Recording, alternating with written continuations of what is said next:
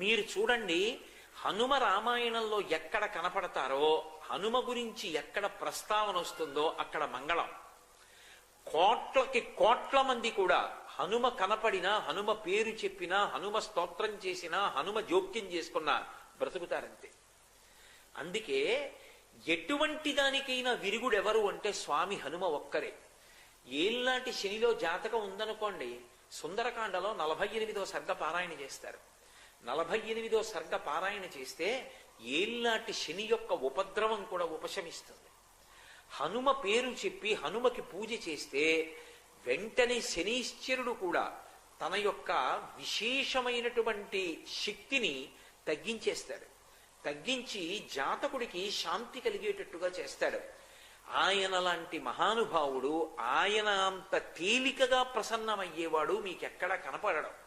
హనుమ విషయంలో మీకు